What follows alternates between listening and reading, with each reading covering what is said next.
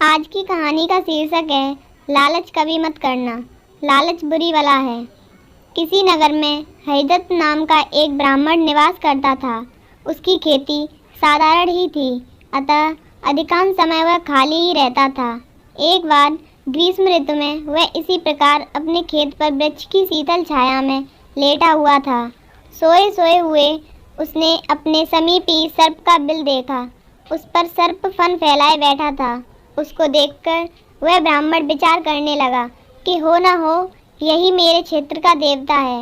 मैंने कभी इसकी पूजा नहीं की, अतः मैं आज अवश्य इसकी पूजा करूँगा। यह विचार मन में आते ही वह उठा और कहीं से जाकर दूध मांग लाया।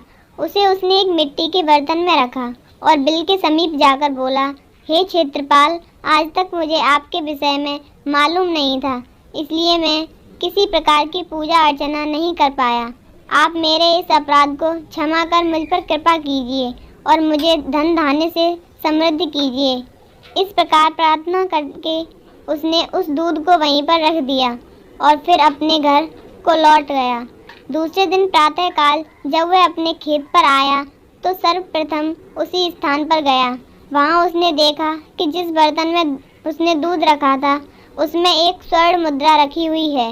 उसने उस मुद्रा को उठाकर रख लिया। उस दिन भी उसने उसी प्रकार सर्प की पूजा की और उसके लिए दूध रखकर चला गया। अगले दिन प्रातःकाल उसको फिर एक स्वर्ण मुद्रा मिली। इस प्रकार अब नित्य वह पूजा करता और अगले दिन उसको एक स्वर्ण मुद्रा मिल जाया करती थी। कुछ दिनों बाद उसको किसी कार्य से अन्य ग्राम में जाना पड़ा। उसने अपने पुत्र को उस स्थान पर दूध रखने का निर्देश दिया।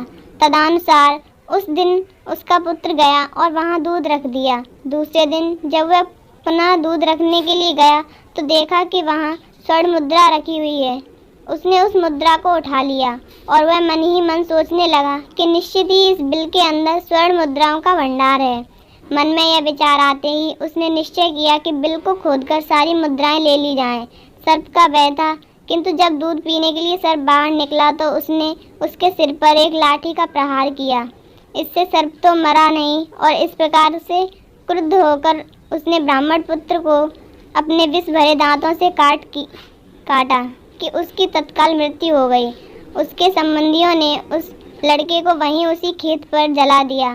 कहते हैं कि लालच का फल मीठा कभी नहीं होता। सीख, हमको लालच नहीं करना चाहिए।